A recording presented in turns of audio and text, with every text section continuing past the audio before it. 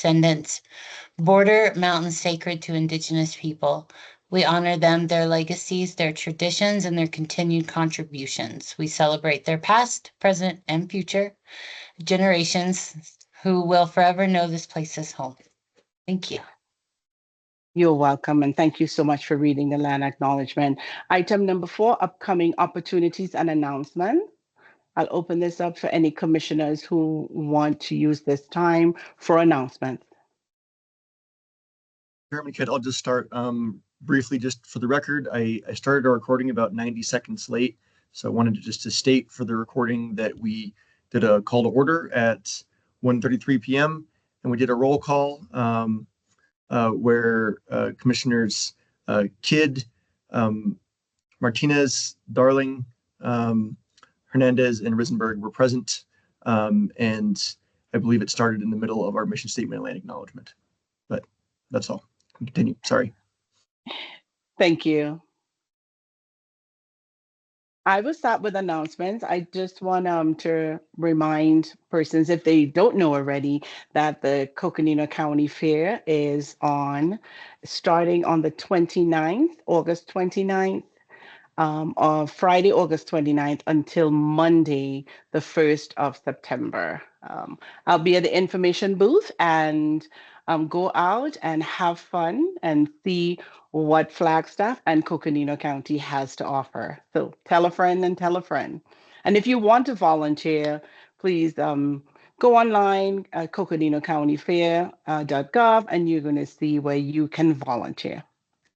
That's it for my announcement.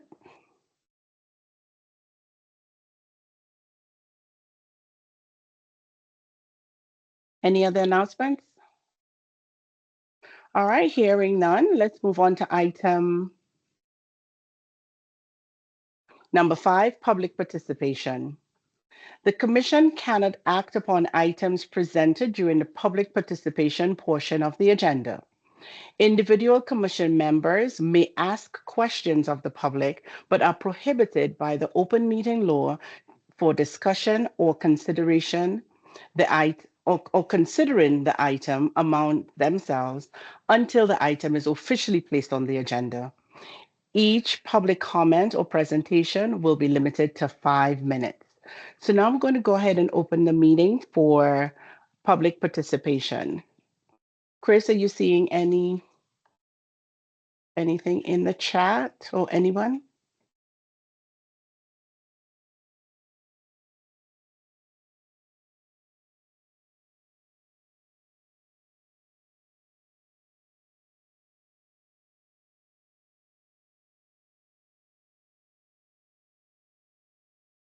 Chris, you are on mute.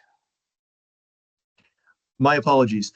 No, I do not see anybody in the chat. I see that we have a member of the public with us today, but I don't see a hand raised or any indication that there's a wish to speak. Okay. All right. All right, so let's go ahead and close this item number 5, and let's move on to item number 6, approval of minutes. And so this minutes is dated May 21st, 2025. And commissioners, did you have a chance to look at the minutes, and do you have any edits or corrections?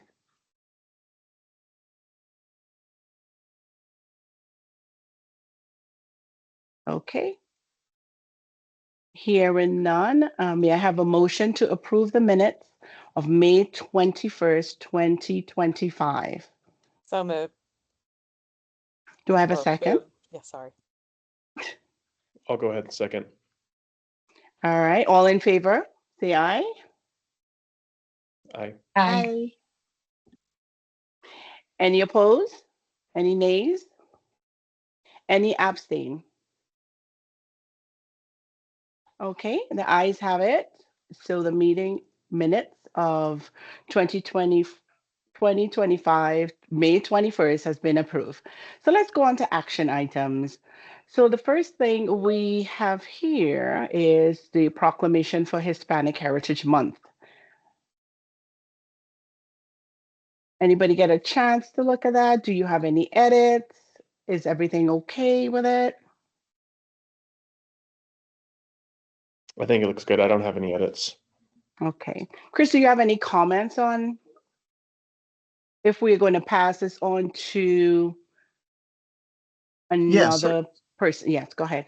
certainly. So we worked on this a bit last year, and it was around the summer of last year that we tried to take a more deliberate effort at looking at our proclamation calendar every year.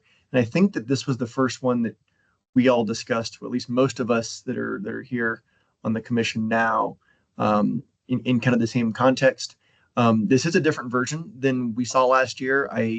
But that's because we're trying to standardize the formatting for all of these. So where the previous one was kind of more blocks of text, this one adheres more to the preambulatory whereas clauses, and then the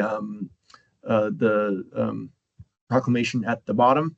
I used a lot of the same language from the last years, and I recall that we had the conversation last year about Latino versus Latinx. So I kept that language as it was from last year's, knowing that we had that conversation. And then this year, um, I'm hoping that we're able to get in contact with I hope I'm going to say it properly here. Nuestros races. Nuestros races, nuestros races, Yes. nuestras races. Which Raíces. which I understand is an active nonprofit community group here in town that Right. is still meeting regularly, and I'm going to try to get them to be present for the purpose of accepting the proclamation. If not, though, we'll want someone from our commission to be there present to accept it.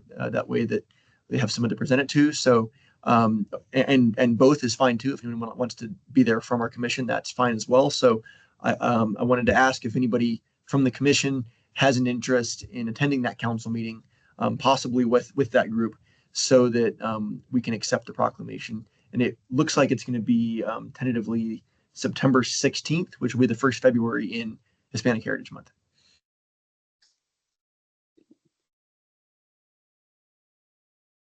Chris, do you know what time that would be at? It'll be just after 3 p.m. The proclamation will probably be about 3:15 to 3:20 is my guess. I'd be happy to be there. Okay, excellent. Thank you, Commissioner Hernandez.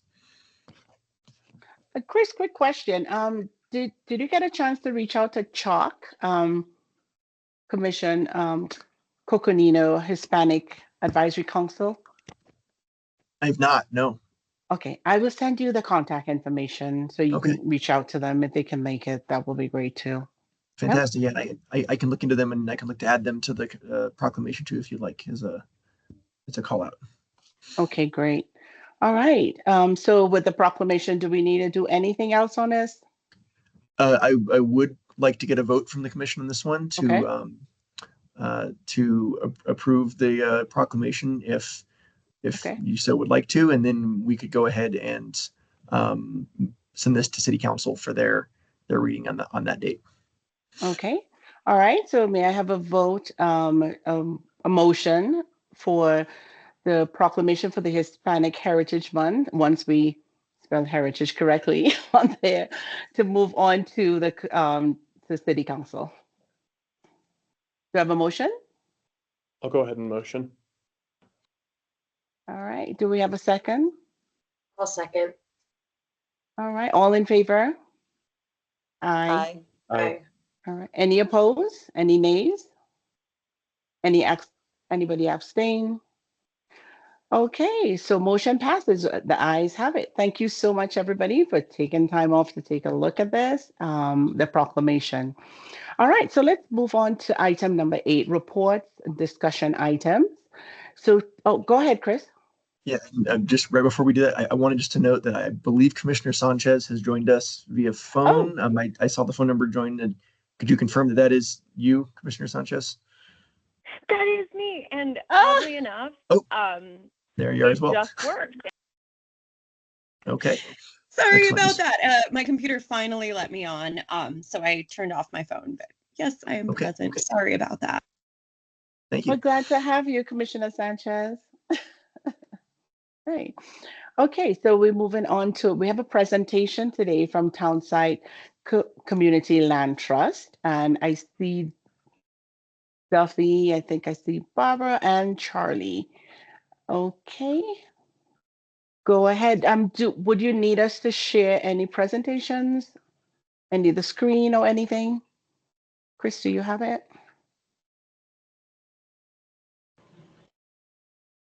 Chris, you're on mute. As am I. I do not have a copy of the presentation Okay. yet. I spoke to them yesterday, and I think that they're going to run it themselves. Okay. It looks like both the cells I can see that have members of this are currently muted, so I'm not sure if they're looking to speak right now, but I can see Barbara and Duffy, but they are also muted. There we go. Oh, now they're back to mute again. Okay, move it on. Yes, we can hear you now. There we go. Yeah. We're not Teams people. We're a great team, but we don't know how to use Teams. So, Right. my name is Barbara Fleece, and I'm a board member of Townside Community Land Trust. As is Charlie, who's on the call, and as is Duffy. And Duffy is our executive director. So, for those that are not familiar, our mission. Anyway, that's fine. Go ahead. That's okay. Carolyn's a board member. Oh, right, Carolyn is a board member, yes. So we promote historic preservation and the community's investment in the historic buildings that are downtown in the historic layover or overlay area. And we take homes that are historic and we rejuvenate them. And then we turn them into affordable housing for our community. So we have dual purpose in our mission. And Duffy's going to explain a lot of this and show you a lot of that history as well. Take it away. Okay, take it away. So Chris and Carolyn, how do I share our screen here? There should be a button up in the upper right-hand corner next to where it says leave that says share. And so, Chris, I think you have to unshare first because I you're might have to. sharing. I might have to. Sometimes you can just take it from me, but if I unshare, you may be able to have that option. Yeah, so It's right next to the mute button. Yes. Over here. Okay. PowerPoint. And allow. Good thing Barbara's here. Hopefully. See. So. And then Barbara and Duffy, can I possibly get a spelling for both your last names for the minutes, please? Sure. This is Barbara, and it's Bates, Bates. Okay. Well, and Westheimer, Westheimer. Thank you. And our screen is not sharing. Oh, well, we see it. We have it. We are seeing Oh, your you- screen. Okay. Okay, we see you. Cool. All right. So I'm going to start this slideshow. Okay, cool. All right, so we are Townside Community Land Trust. The full name is the Flagstaff Townside Historic Properties Community Land Trust. That's too long, but it describes what we do. We work with any historic property in all of Flagstaff because we think that community history is extremely important to identity and understanding the place in which you live. So, and we also see value in the architecture and the development patterns. So we are stewarding Flagstaff's past into the future. We're an Arizona nonprofit and a federal tax-exempt membership organization. And you're welcome to stop me at any time with questions. So here's the original town site, which is at the base of Mars Hill below Lowell Observatory. And If I if you can cut in notice, just briefly, I think that you are sharing the screen that shows we're not seeing your presentation screen. We're seeing the other screen that shows the slides on the left as well as the big one in the front, but Okay, let us it's not figure this changing out. as you move between slides. So. okay, do you see that full picture? Or do you see Wait. the name and the next slide? We see it looks like you have just a PowerPoint open up, so it has 4 of the next slides on the left hand side, and then the first slide is displayed in the middle, but it looks like the editing window.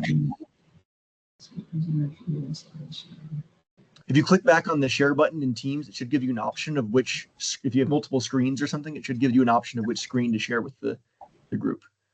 Oh, Yeah. technology. Okay, Okay, so we're gonna do. click here, stop sharing and share again. You should be able to do slideshow. Sorry, let me touch that. Slideshow. And current slide. No, that's not it. Okay. No.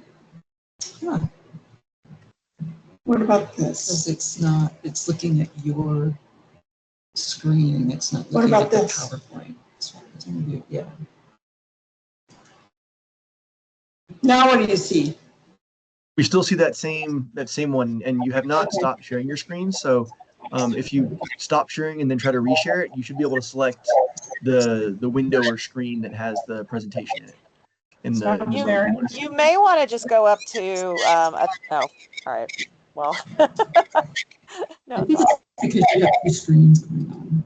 Oh, I can turn this one off. Did that make a difference? we don't see anything now. You're not sharing anything right now. Okay, that didn't help. Okay. Oh, the fun that is technology. Your video isn't working. We couldn't access your camera.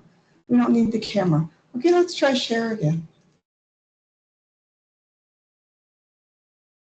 Hold on, we're getting there.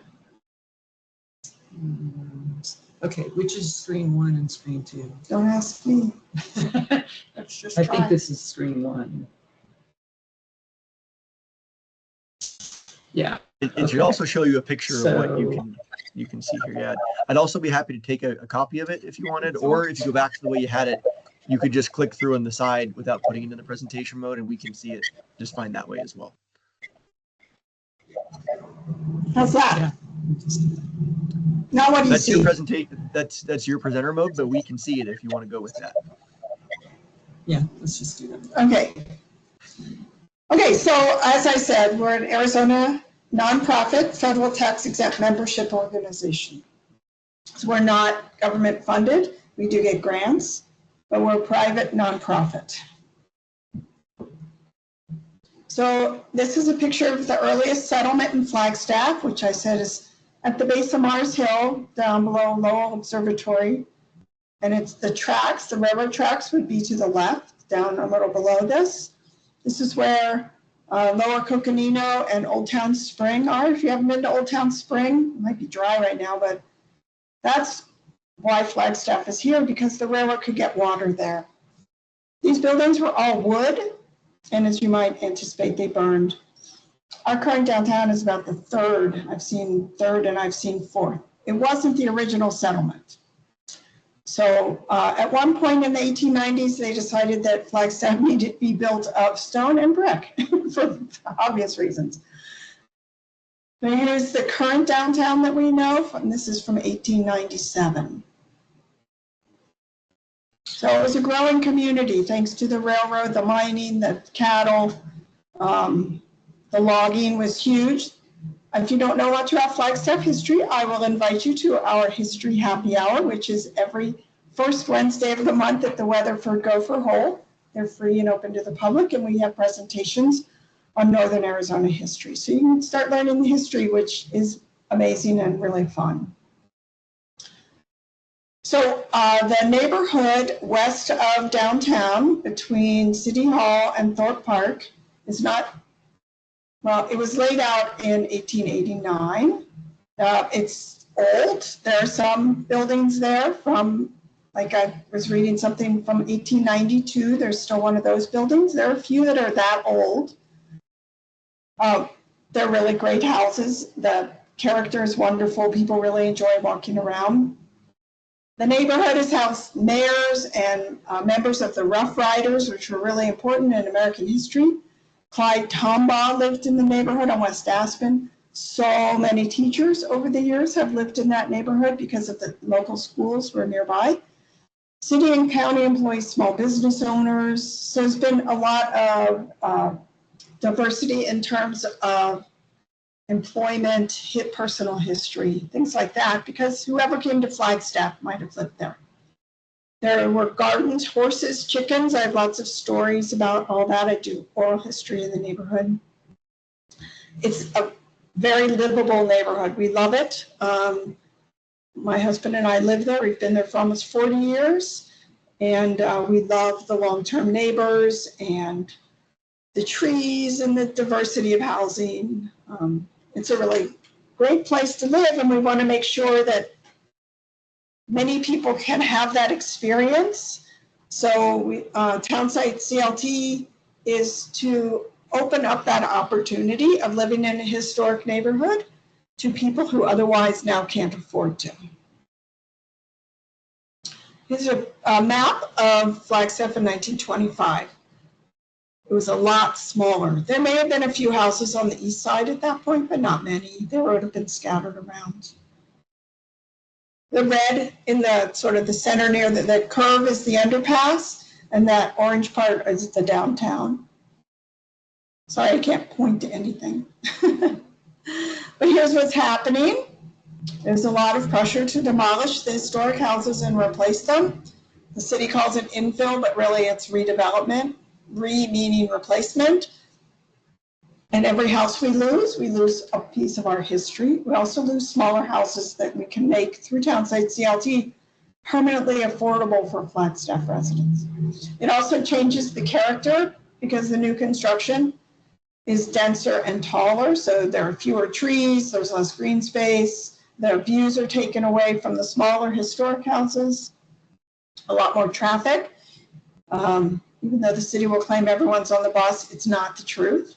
And we're losing our local unique history, cannot replace it. So continuing to use historic structure preserves our sense of place, our knowledge of our place, and it is the most sustainable thing to do because these houses can be restored and they can last another 100 years easily. So it's the most sustainable and the best for the communities to keep using historic houses. So one reason it's the most sustainable is that the wood is far superior to what is grown now. Old wood in these old houses was slow growth, and so the rings in that 1918 illustration are much closer. So the wood is denser, which means insects have less to munch on and fire has more trouble burning it. The top 2018 wood has a lot of air in it and it burns really easily and it's really tasty to insects. So that's another reason to keep using our historic houses. So Townsite CLT is a community land trust with the addition of historic preservation. Community land trusts are set up to meet community needs, and the community owns land and meets those needs using that land. So Flagstaff needs to preserve our history because once it's gone, that's it. You cannot get it back. We need affordable housing. And the community land trust model is the best investment because it's permanent affordability. So the land and that house will always be associated with Townsite CLT, and we will make sure that it stays affordable.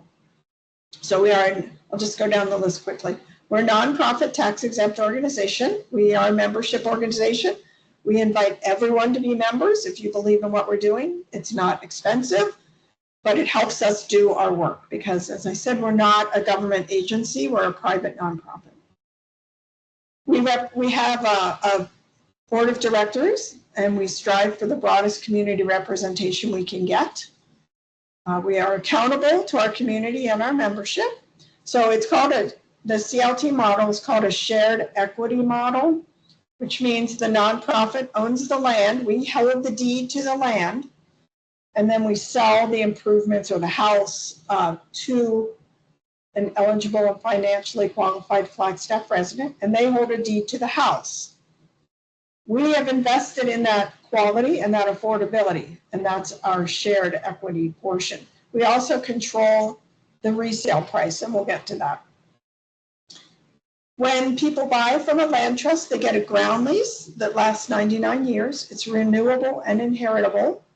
So you own the property with the ground lease that sets some rules like the resale formula.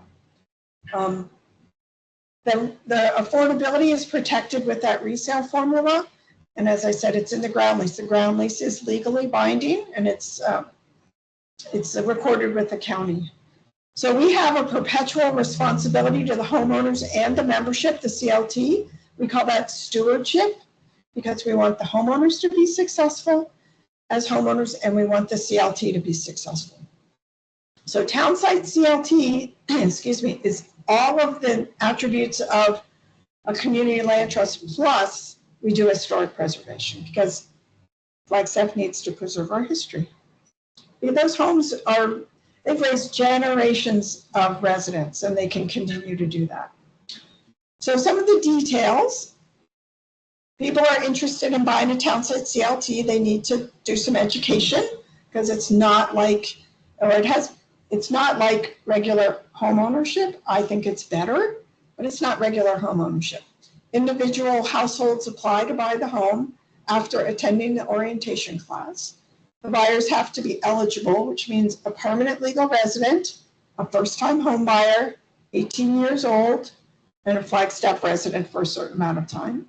And then we look at the financial qualifications, because we want the buyers to be successful. So at the time of purchase, excuse me, the income needs to be between 75% and 125% of area median income at the time of purchase, meaning if in the future you make more than 125% of area median income, then we're being successful, because you're doing better in your life. You do not need to sell. Okay, so the housing costs are predictable, so we can compare those to what the income is, and we don't want that to exceed 28% of gross income. Then we look at total debt, and we don't want that to be more than 35% of gross income. We require an accessible minimum savings. We don't include retirement assets, but we do look at total assets. And then we require at least a 3% down payment. All of those requirements for the financial aspect are to make sure people are successful. The concept of someone, or the idea of someone buying a house and not being able to buy curtains, is not a good situation. We want people to be able to buy their washer and dryer if they want one. We want people to be able to have curtains. We want people to do landscaping, right? And really make it their home and not be stressed out about what they can't do. So as I said, in the ground lease is a resale restriction. And so that means that that affordability that was made available to you stays with the property. So you're not going to come in paying less than market value and then sell it at market value. That's not going to happen. The benefits are, in addition, let's see. The benefits of owning a CLT home are stable housing, quality housing, location, the stability you get when you own your home. All those kinds of things have a lot of value that the market does not quantify, but they're really, really important. And that really helps people do better in their lives. And if you have children, the children do much better in life having that kind of stability. So prior to purchase, buyers are required to attend our orientation class to learn about this unique model of home ownership. Then we have an application where we look at all the finances, and that has a deadline, so that has to be submitted by the deadline. We're here to help. We don't do it for you. You have to do it yourself. You have to be pre-qualified for this leasehold mortgage for a shared equity ownership. You have to review the ground lease with an attorney. We are not there, so you can ask and should ask all the questions that that you need to find out about. You have to complete a health and HUD, urban development, housing and urban development government certified homeowner course, so that you understand more. Being a first-time home buyer, so you understand more about what it means to own a house. You have to then secure a mortgage for the leasehold property. So you have to be pre-qualified for the application, but before purchasing, you have to secure the mortgage and you have to secure homeowner's insurance. If it's in a flood zone, you'll have to get flood insurance. And we hold an interview. And the purpose of the interview is because we want to discuss these things with people and make sure that people really understand what they're getting into. And that's because the resale formula is to encourage people to stay a long time. This is a situation where you want to be stable and you want to stay in the neighborhoods. You want to stay in Flagstaff. If your goal is to stay for 3 years and move on somewhere, you're not going to get as much money out of the resale formula as if you stay a long time. Are there any questions? I feel like I'm talking to myself. Do you want to mention that they are getting? Yeah, the equity, thank you, Barbara. The equity is building in the home. So the resale formula is the value increases 1.5% compounded annually on the price of the home. So even if you did a 3% down payment and you don't have a lot of money invested yet, the value of the house does increase and you get a percentage. So let's take a tour so you can see the houses that we've done. The house on the left is what it looked like when we started the work. Then when we finished the work, the house is on the right. That house on the left was a mess. City was flooding it with stormwater and the floor was damaged. There was no security and it was running for $1,000. The windows were really bad. People were securing windows with a piece of rebar and they were paying, this is in 2013, paying $1,000 a month for 650 square feet. So, and actually I will mention the person who bought that, their mortgage is about the same. Their mortgage when they purchased was about $1,000 a month. So we called that project Foursquare because there were 4 houses on the property, 2 on North Bonito and 2 on West Aspen. The 2 on Aspen are frame houses and they were built by 1916 by Ole Solberg from Norway. They have 1 bath and 1 bedroom.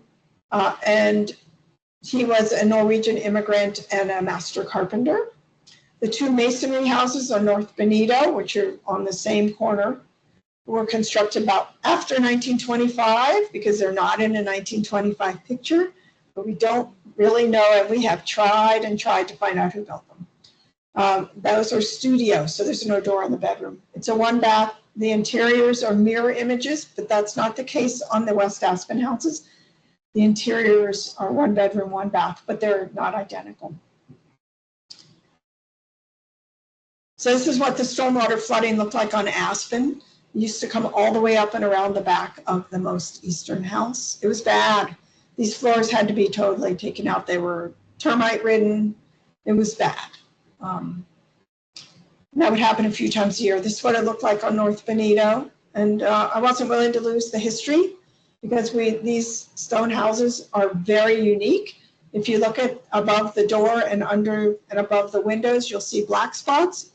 Those are pieces of obsidian, which is a volcanic glass, pressed into the concrete lintels and sills. And all different kinds of stone. Nobody will build these houses again. They're very unique and they're very special. So I believe they needed to be preserved. So you can see the old window on the left. If you look at the bottom of the window, you'll see the rebar that was holding it and the duct tape that kept the winter out. $1,000 a month. On the right, you can see the windows that we put in are almost identical and they're brand new energy efficient windows. So we do rehab for these houses to last another 100 years. The original kitchen on the left and the new kitchen on the right. Okay, those were the Bonito houses. This is the Aspen house. The original on the left, the rehabilitated on the right. That dormer window on the left was not done structurally sound in a structurally sound manner, so we took them out. It's also not usable space based on the city's building code. So we also raised the house because of that flooding.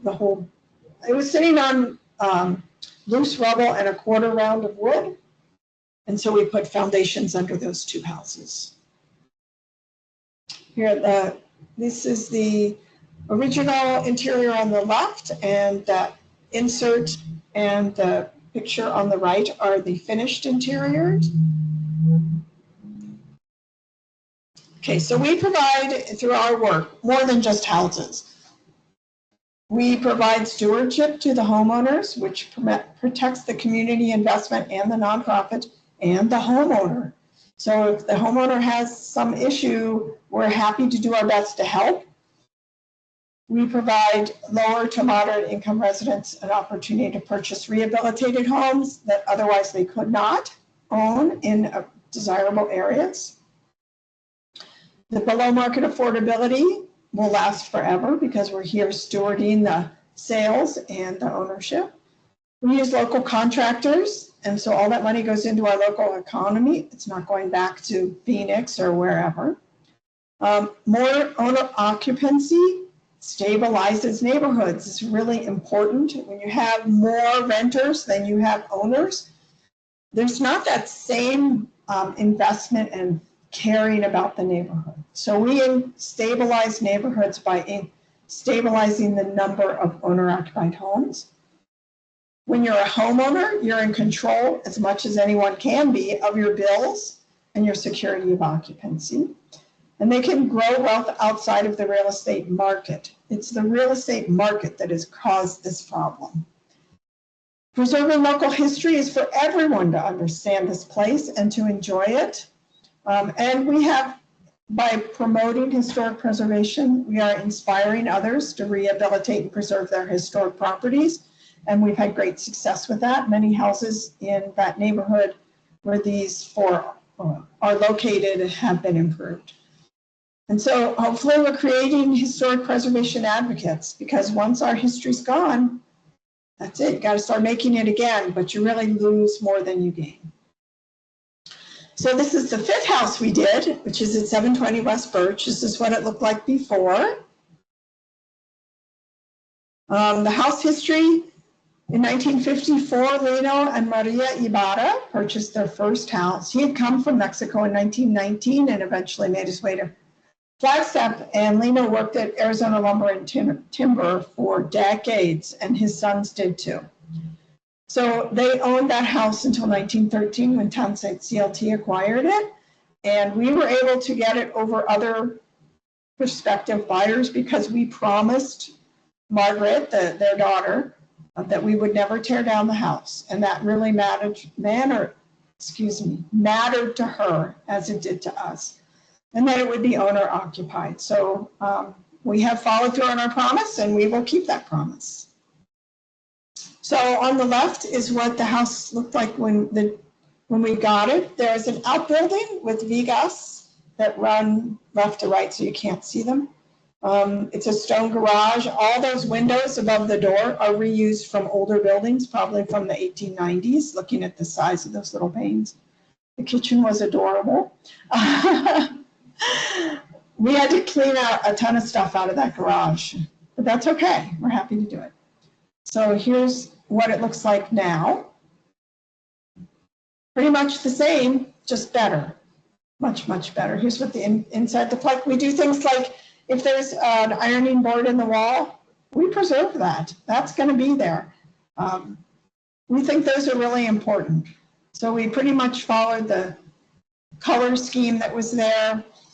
We take the original light fixtures and we have them restored.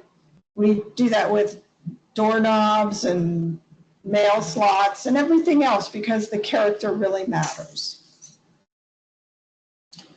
So what makes Townsite CLT home ownership special? It's an opportunity to own a home and live in Flagstaff's historic neighborhoods. You get to live in authentic character, it's original and appropriate fixtures, real masonry, etc. We preserve yards, shade trees, probably fruit trees, because most people had a fruit tree in their yard. We sell decent, clean, secure housing because we go for quality. There's housing security. If you follow that ground lease, you can stay as long as you want because you're a member of the community and a neighborhood resident. You're a member of the community. The resale formula, as I said, encourages longevity and stabilizes the neighborhood. We provide homeowner support as needed, as long as they own the house.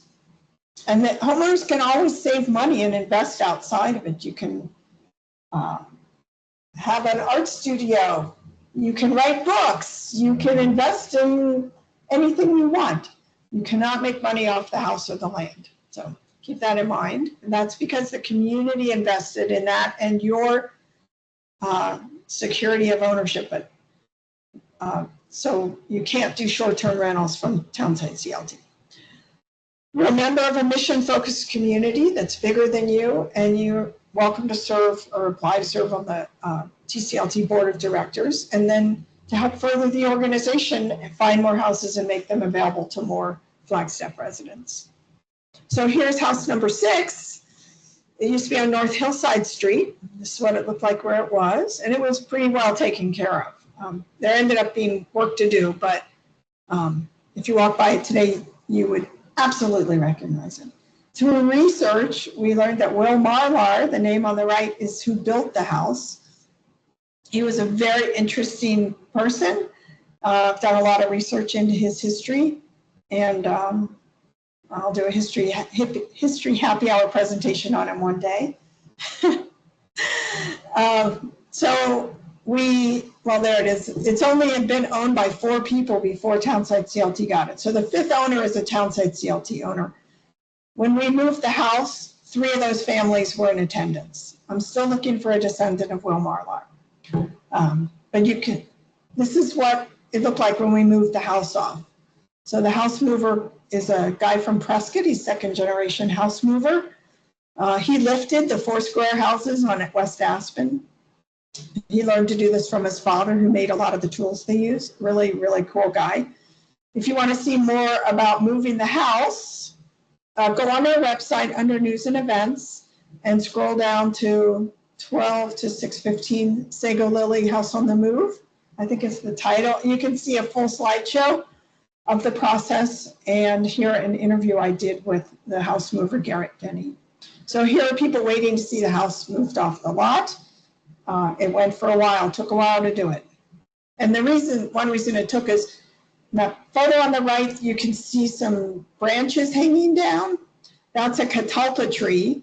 And the owner who donated this house to Townsite CLT wanted to keep that catalpa tree because if you've never seen one blooming, I suggest you go up by Mama B's at the curve on 180 at the end of June, and you'll see one blooming. They're gorgeous. And she loved that tree. So made our life complicated to move the house, but it was worth it. So here's the house on Benito Street at about, 2:30 in the morning. We ran alongside. It was really great fun.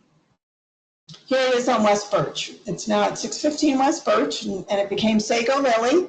And there it is sitting on the beams. You can see that the foundation was built up toward it. Eventually, they take the beams out and lower the house onto the foundation.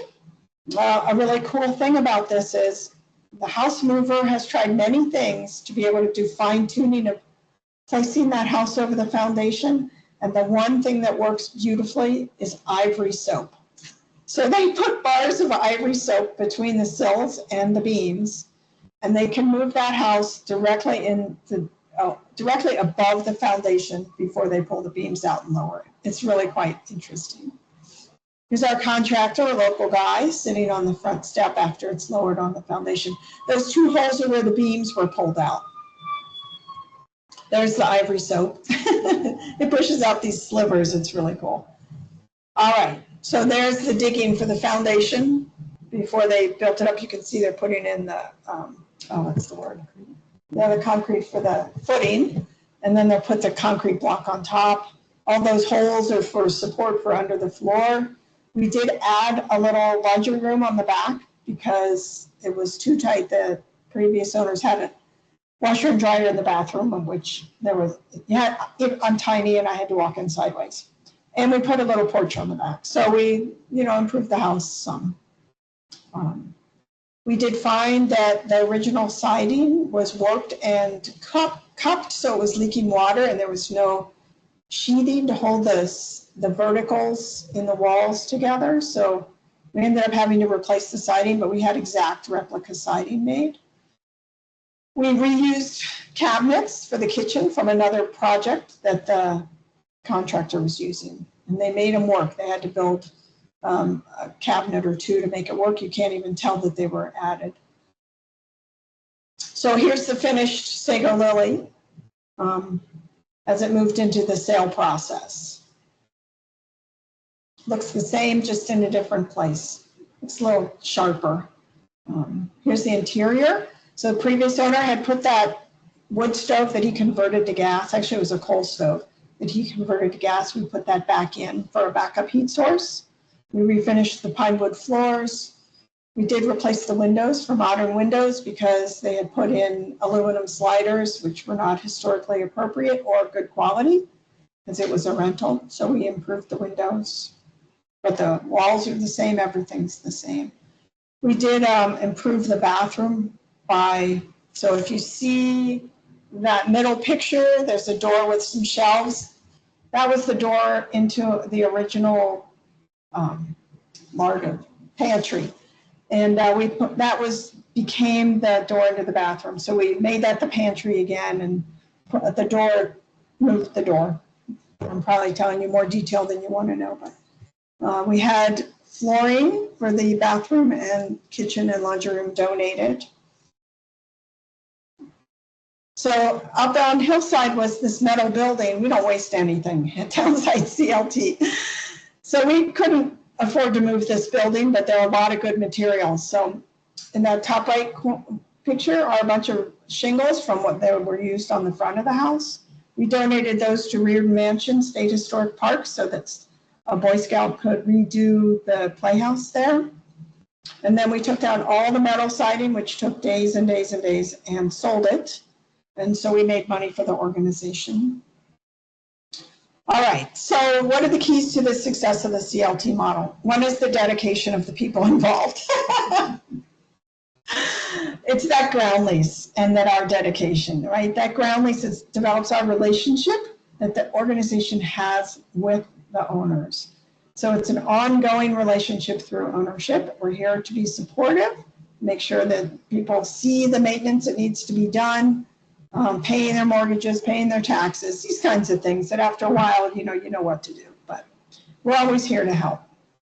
The CLT owns the land and there's the ground lease. The household pays a monthly ground lease plus a repair and reserve fund fee that goes toward future repairs. Let's see, we require insurance documentation every year to make sure that it is in place at all times, which protects everybody. And that we ensure that future buyers are all eligible and financially qualified, protect that community investment. Well, working, as you saw, every property is different because they're existing, and that's one thing that keeps it interesting and fun. So we also, in the process, we uncover forgotten local history. And so nobody remembers Will Marlard, but he was a very interesting guy who had a big impact on Flagstaff in his less than 20 years here. He built 20 houses, he built a dance hall, he built an auto garage, he built apartments. He had 2 pharmacies when there were less than 3,000 people living here. Super interesting guy. He hired Spanish-speaking people to serve that community. It was just fascinating when you uncover this history that's been forgotten. And every house has a story to tell, like Lino and Maria. Who knew, right? That was the first house that the Badas ever owned, and it meant a lot to them. So thank you for your interest. Like I said, we are a charity. I know it's kind of a funny thing to say, but we are a charity. Every membership is tax deductible. We sell t-shirts that say, I'm a townie, if you believe in taking care of Flagstaff. We have Flagtown pins, which are lapel pins of the Museum Club and the front of Nativity Church and the Weatherford, I'm always going to forget one, the Motel DeBose Sky Sign, Andy Womack's Flamingo Motor Hotel, that unless you were here before 1997, I think you would not have seen it, but it was a wonderful Route 66 sign. A postcard from the 20s or 30s, which is really beautiful, and there's one more. Anyway, you can see them all on our website, and we sell those to educate. They all come on a postcard that tells a little history of the site, and they help fund what we do. And if you believe in what we're doing and you value Flagstaff's history, and you know city council members, please talk to them. Let them know that it matters to you that Flagstaff preserves its history. If you know state representatives or senators, tell them too, because state laws affect us. So like I said, come to the history happy hours. They're really fun. People really enjoy them. The next one is September, and the topic, the first Wednesday in September at 5 o'clock, the topic is May Hicks House, which is a really interesting history. Happy hour prices at the Gopher will start at 5 on the drinks. Dinner menus available. I'll plug there. Spread the word about what we do. We always need more members. Help us find properties to preserve. So every house in our portfolio, as we say, is going to serve generations of Flagstaff residents. And I think that's the end. Thank you so much. This is great. Before you leave, Barbara or Chris or Duffy, if you can put the your website, if you can put it in the chat, or Chris, you can put it in the chat for the West Commissioners, because there's a lot of information. I can provide a PDF of the slideshow for anyone who wants it. Just let me know. If you can email it to Chris, I think you probably have Chris information. You can email it to Chris and he will distribute it to us. Okay. Thank you. Yeah. Okay, so any commissioners have questions, comments? Thank you so much, Duffy. This is great. Already here. Oh, you got it. Oh. Okay. All right. No questions?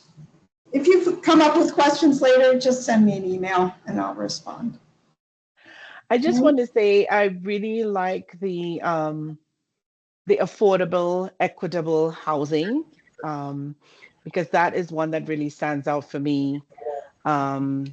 We kind of preventing the displacement, of rising costing house and all of that. I really like the historical and preservation part of it. Providing a modern equity, because there's equity in the and I really like the community involvement and empowerment. You are empowering communities about when you have those classes, the orientation classes, you're telling people about financial literacy, which this is something, for underrepresented communities. Financial literacy is, sometimes, untold.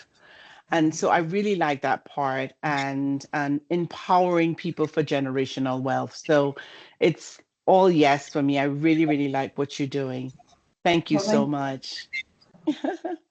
Commissioner Sanchez here. Yeah, I'd echo what Chairperson Kidd said. It was a really neat presentation. Thank you so much for sharing wood facts. I had no idea that 1918 wood was better for warding off bugs and fire than our current wood. I did have a quick question around, so you mentioned that folks have to take that HUD certified homeowner course before participating in your program. Are there any funding supports for that? I know those courses cost money, and so is there an opportunity to partner with another organization who might support taking care of some of these costs? Well, if the city has down payment assistance available, one can always apply for that. They don't have enough of that money, but if it's available, buyers from us also can use it. Housing Solutions of Northern Arizona provides a HUD certified class, and I think they give a discount to people taking it. It's a one-time experience. It's a one-time cost. And we only require 3%. Right. Yeah, if people can swing it. Yeah. Good question there, Commissioner Sanchez. Any other commissioners have questions or comments? Yeah, I have a comment. I would say, what exactly would you like from us here in the commission? Is there anything that you want support with, questions you have for us? How can we best help you? If you know people with historic homes that want to make sure that they're not demolished, and they love Flagstaff, please send them to us. I'd say, and more diversity for people that might be interested in being on the board. Yeah, sure. And in other historic neighborhoods, I mean, we have the houses we have because we knew people in that neighborhood.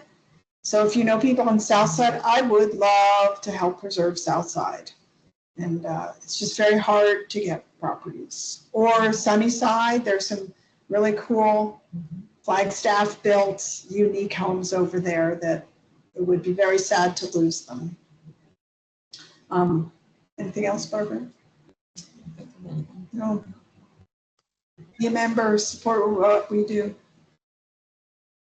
I think I see Charlie hands up. Go ahead, Charlie. Hi. I think you're getting the picture from what Duffy just described. Townsite CLT, Townsite is in our name because we needed to distinguish ourselves with the Arizona Corporation Commission when we registered the 501, the nonprofit. But we are not limited to Townsite geographically. Townsite is often referred to a neighborhood, right, in the city. We are not limited geographically to Townsite. We will work with any historic property within city limits with our program. That's really interesting there, Charlie, Also, because it is. if you know somebody who's in a historic house and they are challenged by rising taxes and they'd like to stay in their house, we might be able to work with them to work on the house, improve the house, put the house in the land trust and let them stay, just like anybody else in a ground lease, to encourage them to stay in their neighborhood and not be pushed out. We want to keep our neighborhoods, you know, we want to keep our neighborhoods for Flagstaff people. And some families have been in these neighborhoods for 100 years, and the rising taxes are making it very hard for people to stay in their family homes. And we want them to stay in their family homes. There's a lot of heart in Townsite CLT. Well, I want to thank you all for coming and giving us more information. We do have the website information there, and definitely you're going to see most of us at happy hour. I'm just encouraging all the commissioners to come and see the history and be a part of it, because we have to save our historic buildings. Yes. And making sure that the next generation could afford it too. Thank you so much for coming. We Happy to really, do really it. appreciate it. Thank you for your interest. Yes. Thank you. All right, Chris, let's see the agenda item. Ta-da. Chris, can you go ahead and share Yeah, again? I'm Thank pulling it you. up. Thank you so much. There you are. All right. Okay, so item number 8B, expiring commissioner terms and upcoming election of new chairperson. Go ahead, Chris, take it away. Sure thing. And so I'm getting control of all my screens back and everything after the presentation. So I thought about doing this just as part of my staff update, but I figured it might actually deserve its own agenda item, so I added it here as its own item.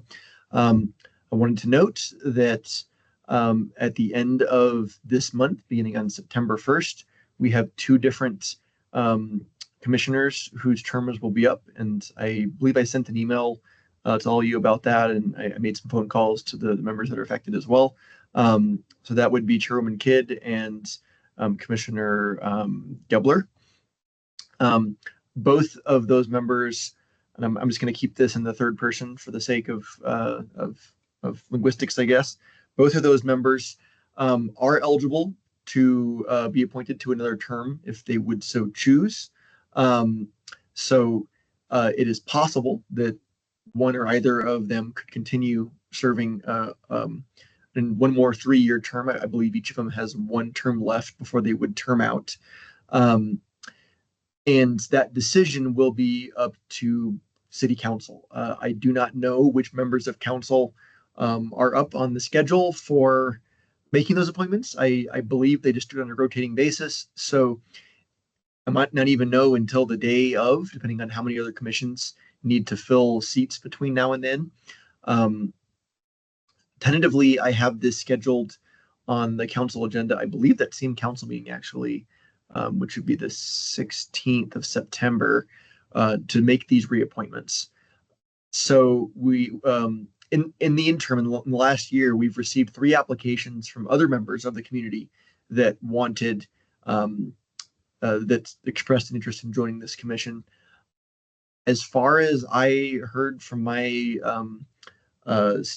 coworkers in the city clerk's office, neither Commissioners Kidd or Gebler have yet submitted a application. Not to say that they can't in the time between now and then. So I don't want to put either of them on the spot and ask them if they're running for reelection or anything, because um, that's not respectful for me to do. But I wanted to provide the commission with the applications that we have received to this point, so that you could review them and express any opinions that you may have. So what I'll ask of each of you to do is, if you saw any of those, or if you have a conversation with either of our commissioners and learn that they want to reapply and you want to support any of those applications, please send me an email, or to Councilwoman House. If you send it, you can send it to both of us if you'd like. If not, I'll pass it along to Councilwoman House, and she's our council liaison. So I don't know that she's the one that makes the appointments. She certainly would not make both of them. But she would, in the past, she has always passed those along to whoever it is that does make the appointment, if it comes to that. With this election, at our meeting next month, which I believe will be on like the 15th or the 16th of September, 17th of September, we will be looking to do our annual election for our chairperson and our vice chairperson. And I think we'll probably have a discussion as well about our meeting time and place. So Chairwoman Kidd has served for 2 years as our chair. And again, she's one of the ones that's up for re-election. But keep that in mind, that as we convene again next month, we may have 1 or 2 new commissioners, and we'll be looking to do that process again to re-elect some of those leadership positions in our commission. Aside from that, I think I would encourage us not to discuss openly the applications that we've received and I sent out to all of you, just because this is a recorded public meeting. And I think the proper way to go about that is probably to just express your opinion either to myself or to Councilwoman House. But with that, are there any questions about this process or what will be happening to the commission over the next month or so? I actually want to jump in if I can. This is Commissioner Gebler. Can everybody hear me? Go ahead. Yeah. So I actually will not be applying for re-election because I am moving to San Diego. So, yep, I definitely will not be coming back, but I want to thank everybody for all of the amazing work that we've done over the past few years that I've been part of the commission. And, I know it's being left in amazing hands, and I am hopeful that whoever gets appointed next is as committed to this commission as you guys all have been, and I will miss you all very, very much. So thank you so much for allowing me to serve on the commission for as long as I have. It's been amazing. Oh, we will surely miss you. We will surely miss you. Thank you for all the time. And remember when we started way back when, how it has grown now. Thank you so much. You will be missed. And don't forget us when you move to another state. Don't forget us. I'll Thank pop in you. every now and then as a visitor just to see how it's going. Oh, thank you. Thank you so much.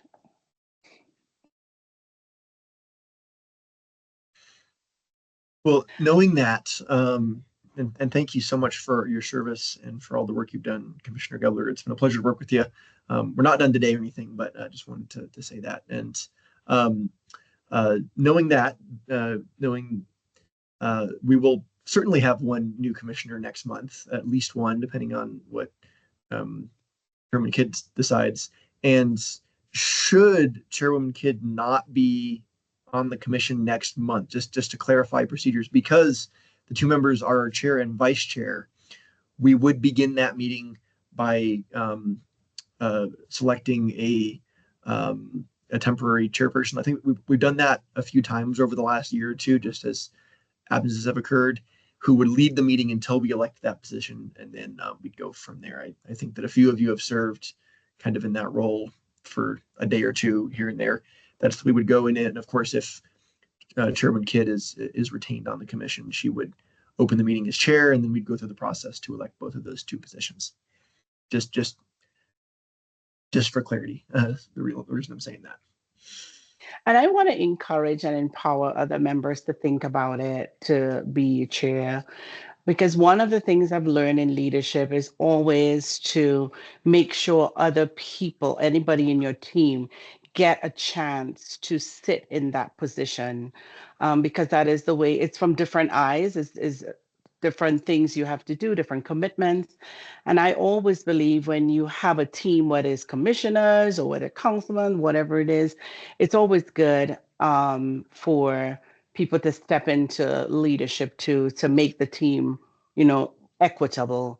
So I want to encourage persons to think about it. As Chris was saying, this is not the time and place for any kind of political stuff, but I just want you to think about, being chair. If it's something that you think you interested in, think about it and go ahead and send in your information, because I believe that leadership should be shared, and so much is given, much is expected. So, I think it's something good for others to experience. So I'll say no more, but think about it and send your information in. Yeah. All right. So let's move on to 8C, updates on work from working groups. Commissioner Darling Sanchez, go right ahead. Hey, yeah, so speaking to our Rainbow Crosswalk group, we don't have any new news. We haven't been active over the summer. Ben and I have each started jobs in the last few months that have been a lot. So we are planning to put together like a happy hour. So sort of an opportunity to bring groups like Metro Plan in and learn more about what they've done in the past and how we might find grants or support. So we're really kind of in a research phase and also just moving like very slow for summertime. But we're planning to circle back and start meeting again in September. Commissioner Darling, is there anything that I can do to assist or facilitate any of that, the stuff you're looking to do in the next few months? Potentially. Thank you for asking, and we will reach out. Ben is on a long, amazing road trip right now, and we'll set some time to meet with our other Commissioner Sanchez. Hopefully, we can all get together next month and come up with a solid plan for our happy hour idea and get something on the calendar. And we will be reaching out to you, Chris. Thank you so much.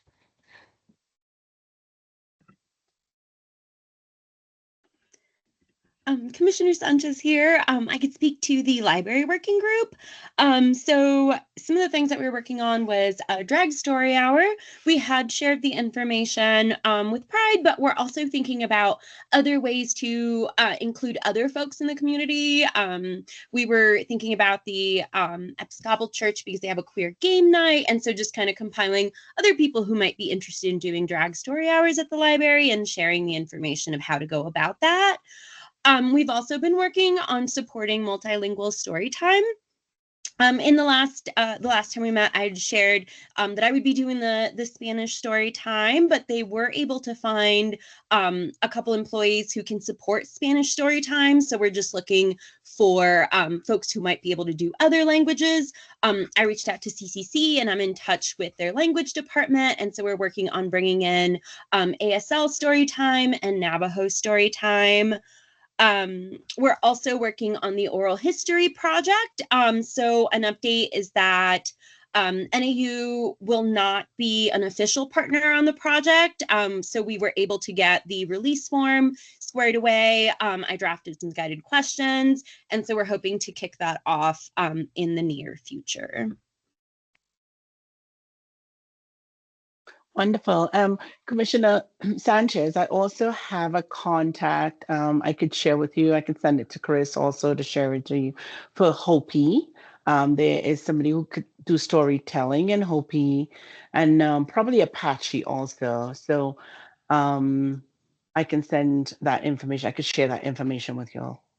That would be lovely. One thing just to share some context in case it's helpful for your contacts. So the way it's working is that we can't have volunteers do the story time. And so we're kind of like pitching it as a translation kind of project. So what we're having the employees do the story time in English, and then we're having the volunteers translate the story. Wonderful. And so then we do get that, multilingual story time, and data does show that it's good for kids to be exposed to multiple languages. So we're really, really excited about having this. We are definitely going to start bilingual story time once a month beginning in the fall. It's just that Spanish is the only language we currently have on our roster. So any other contacts would be greatly appreciated. Thank you. All right. Any other working groups? That it? Okay. All right. Updates from Council Liaison. Is Councilwoman House on? Don't think I've seen her join today, and I don't see her in the meeting right now. So I think okay, she's probably not here, and I don't update from her to pass on to the group. So okay. All right. Well, it's your turn now. Updates from the staff liaison. Right. Well, thank you so much. And I'm finishing up my notes right there. The biggest update I have for the group right now is a bit of a personal one, and that is that I am leaving the Flagstaff organization. I don't know exactly when yet, but it will be in the next 2 months. So I can say with a level of relative certainty that if I am still here next month, and I think I probably will be, that will probably be my last meeting as the staff liaison for the Commission on Diversity Awareness. I may be able to stay on over the city in some kind of a contract basis, but I haven't worked that out or anything yet. But my wife is starting law school actually this last week in Portland, Oregon. So we are moving up there. I'll be joining that community, and I'm making kind of a slow transition away from the organization as I hopefully look to transition into a position, an organization up there somewhere in the future. So I don't expect to be here in mid October, but I probably will be here in mid September. I don't know with 100% certainty, but I'll certainly let you all know. And I expect that in my absence, at least on a temporary basis, the person that will be responsible for this commission will be Georgiana Stasky, who's our deputy city clerk. She's also kind of in charge of all of the commissions for the city, so you may have seen or heard that name before. And then my understanding as well is that they would look to hire for my position beginning a month or two after my departure. So that would probably come about sometime in the winter. I don't know exactly when, but at some point. And I just wanted to give you all a note about that. And it is my strong intention to keep this commission rolling and in good shape. So I'm trying to take a real strong inventory of all the work that's being done and get an idea of what needs to happen over that kind of transition period so that I can communicate that effectively to the other folks that will be picking up for me. So if there's anything that you would like me to know about, any projects that you want to move forward or work that you would like to get done over the next, I'll just say approximately 6 weeks, please let me know, and I'm happy to do anything I can to assist with those kind of things, because I would love to see these things come to fruition. I would love to come back to Flagstaff in a couple of years and see a beautiful rainbow crosswalk, and know that our library is doing all kinds of wonderful programs, and see all the other great work that this commission and others have put forward. So I'm very motivated to keep those things moving as best I can. Well, Chris, on behalf of the commission, past, now, and future, we want to thank you so much for helping out, for keeping us in line, and for supporting. We know your heart is in it because you're an advocate, for human rights advocate. And so I know that you and your wife will do well in Oregon. But in saying that, I want to be selfish to say, I hope to see you in a couple of years coming back. I will. This is my hometown. I grew up here. I'm entrenched Yeah. here. I'm not going to be going away or anything. I'll still be around occasionally for sure. It's my strong intention. But like I said, I certainly I really expect to still be here next month's meeting. So we don't need to do a whole series of goodbyes or anything at this point. Okay. We can All save that right. for next So, month, I think. all right, we'll save it for next month. But anyway, Yeah. just keep it in your mind. We are ready to welcome you with open arms again. Thanks. Thank you. Yeah. My other update is on, you may remember the anti-bullying project I've been trying to spearhead.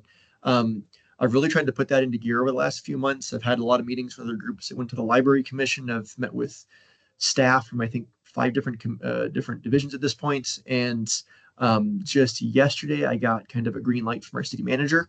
So we are going to place this on an agenda to speak with city leadership. Again, probably, I think it's right before our meeting next month. And I'm hopeful that we can have that signed off on by the end of next month. I've not received the email yet this year from the Human Rights Campaign of when we submit our annual our upload every year for the scorecard.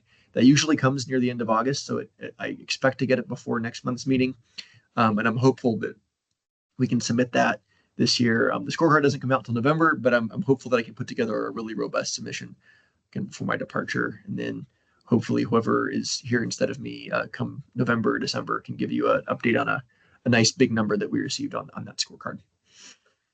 So that's my other update. That's all for me, though. All right. Okay, so item number 9, agenda for future meetings.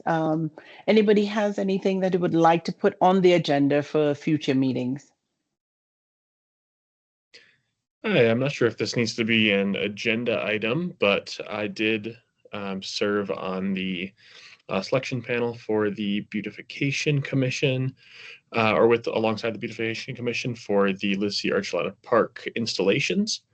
And then hopefully those will be picked soon, and then I'll be able to report back to you all and show you all of the cool sculptures that'll be put in the park. So hopefully I'll have that update pretty soon. Wonderful, thank you. Commissioner Darling, go ahead.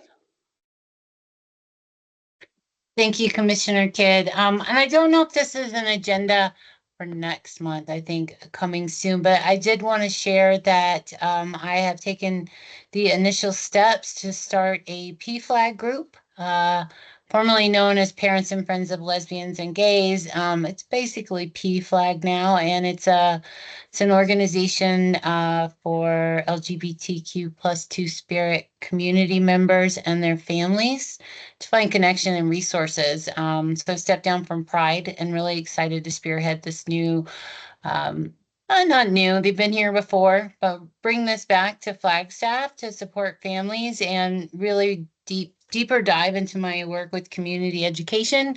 And we'll have an announcement coming soon for a community meeting to bring more people in who are ready to do the work. And that's all. Thank you. Thank you. And is that the uppercase letter P space flag? Is it P? What's the right way to think about that? The all capital letters, PFLAG. So much fun to be had with PFLAG and Flag. I can't wait. And is that just would that be a nonprofit group, or would be the best way to describe that in my notes here? Yes, they are a nonprofit. I can send you their mission statement if that's helpful. Yeah, that'd be great. Okay. Right. And Although we Chris, had one item for next month. Oh, sorry, Commissioner Sanchez. I'll go real quick. We had an item that was going to be on this month, and it was pushed back to next month. A possible discussion about some some federal immigration activities in the city of Flagstaff. It was only pushed away from out of this month because the folks that we were hoping were going to be here to speak about it were not available. So we're hopeful that next month we can have them here and have a discussion about that. But keeping an eye on that, hopefully for next month. Chris, that was exactly what I was, because I noticed that you put the immigration actions and I had suggested keep Flagstaff together. But I also want to, I am volunteering with NAILS, which is the Northern Arizona Immigration Legal Services. And so if keep Flagstaff together can't come and meet with us, like I wonder if I could reach out to the Literacy Center ED and help facilitate maybe having them come talk to us about it. Yeah, certainly. And I didn't realize you had an organization you wanted to bring to that discussion. I think the more that we have there, the better. Internally, I was working, I invited our chief of police and he was not able to make it. And then I believe we had actually two different members that suggested that item for this month. So when I sent out that request for items, it was I had two of you that wanted it. It just wasn't, we didn't have all the folks together for this month. But hopefully we can do it next month. And anyone and all folks that are interested in that conversation or be able to contribute are welcome and encouraged to attend. So Commissioner Sanchez, also Kim Katibi, who is the executive director, she reached out to me because I did ask Nails to be part of the conversation. So Grace did send her information, and she only today, actually yesterday, she sent saying that she will be available to do it. So I will pass that information on to Chris. So he will speak to Kim because she want to be part of that conversation. Yeah. I love that. I go there every Wednesday and help like check messages and Check give it. calls and Yeah. all that stuff. So I was gonna raise it today if it felt good. But I love that it just See, happened. it was good. It was good. Yes, wonderful. So we're looking forward to that conversation next meeting. Anybody else want to put something for the future meetings? Nope. All right. Well, hearing none, let's go ahead and adjourn the meeting. Go ahead. Can I, sorry, I had just Okay. one item I wanted to Okay, go ahead. note that I forgot a bit ago. Because next month we're going to look to elect a new person to be our chairperson, I just wanted to give just a short expectation of what that entails so that you don't decide to run for it and not want to be up to it. If you are chosen for that, I'll probably look to meet with you to go over some parliamentary procedure items so that you know how to run the meeting properly, the rules and everything. We actually just had our annual update on that as staff liaisons a few weeks ago. So I want to pass it along to you. And then I have been running this with kind of an expectation that the chair is available for half an hour or so a few weeks before the meeting to help set the agenda with me, kind of as a one-on-one meeting. And I think Councilman House attends that sometimes. So hopefully you're able to do that as well and meet just a slightly higher bar of time commitment than you may be just as a commissioner. But that's all. But aside from that, and then if you intend to run and you want to do some campaigning, that's okay. Please just don't violate any public meeting laws. Don't send emails to all of the other commissioners that could create a quorum that we would want to avoid or anything. Please don't put us in that kind of a situation. But if you want to talk amongst yourselves on a one-on-one basis, that is allowed. That's all. All right, all clear for adjournment? Okay, I want to make a motion to adjourn our meeting at 2:59 p.m. on 8/20/2025. May I have a second? I'll second. Okay, all in favor, say aye. Hi. Aye. All who want to say nay?